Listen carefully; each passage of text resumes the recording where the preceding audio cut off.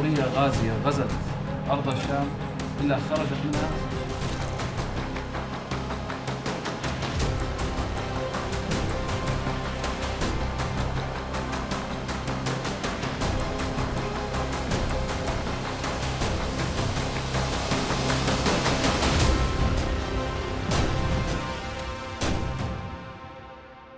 Days after the fall of Assad, Syria remains in turmoil.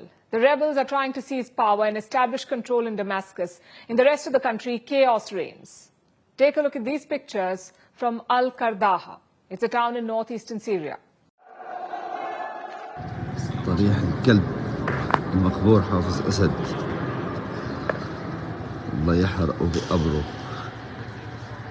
حارقينه الشباب، حرقوه، قاموا بالواجب، عم دفوه. That's the tomb of Hafiz al-Assad, the former ruler of Syria and the father of the ousted president Bashar Al-Assad, the one who has taken refuge in Syria, Bashar Al-Assad. So this is what happened in Al-Qardaha. Unidentified men set the tomb of Hafiz al-Assad on fire. This shows the public anger against the old regime in Syria. After the president has been ousted, symbols of his rule are being targeted. It is clear that the Assad era is over. Syrians want a future without this regime. They are calling for retribution. They want a public execution of those who served under Assad.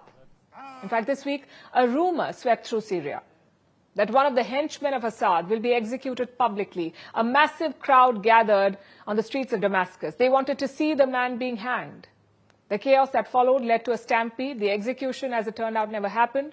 But such incidents speak volumes about the mood in Syria. The country is a powder keg. One spark could lead to an explosion.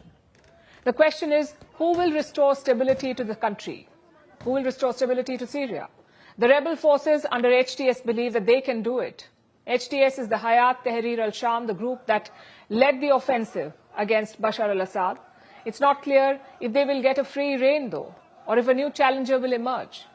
Meanwhile, those who partnered with Assad are trying to cut their losses, like Russia, which backed the previous regime. Moscow now says it is trying to engage with the opposition groups. You know that we, of course, maintain contacts with those who are currently controlling the situation in Syria. This is necessary because our bases are located there.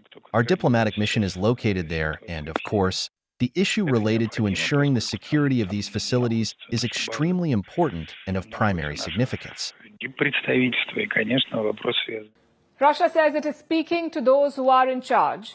It has a lot at stake here. Moscow has military assets in Syria. Take a look at these pictures.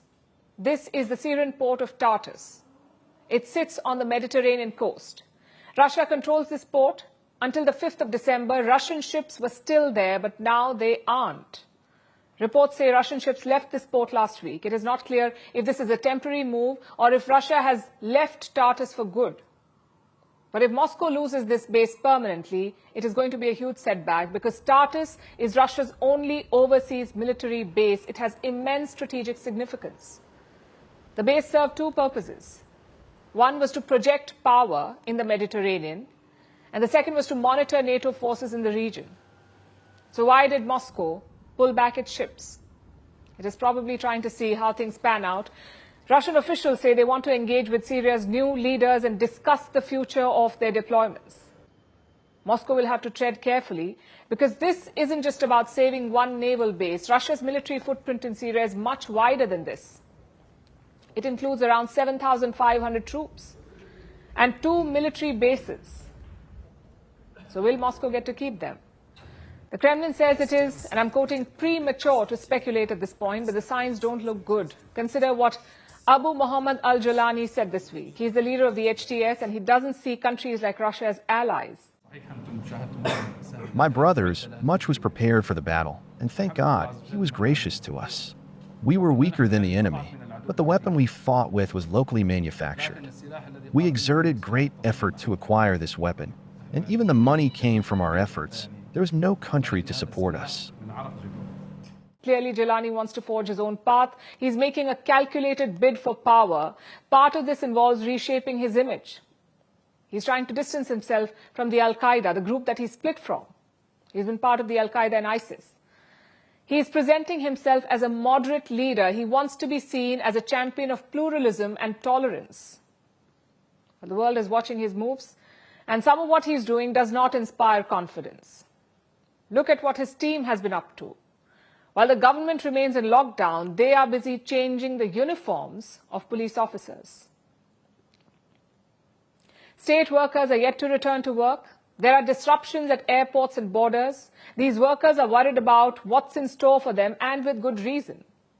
You see, the rebels are launching a sweeping crackdown on officials from the Assad regime. Al-Jolani says his forces will target government officials who tortured Syrian people. And those who inform on these officials will be rewarded. And that is the big worry. Will revenge and retribution derail the process of rebuilding a country in ruins? The US has sent a message to the HTS asking them to establish an inclusive and transitional government, one that represents all sections of society. Syria's opposition parties have their own vision of what their future should look like. Like the Syrian National Coalition, it is the main coalition of opposition groups in the country. It wants an election to be held after 18 months. Clearly, there are too many cooks in this kitchen, each with their own plan. What Syria needs is a clear leadership that stems from consensus that can heal and restore the country. If not, this chaos could become the breeding ground for more strife.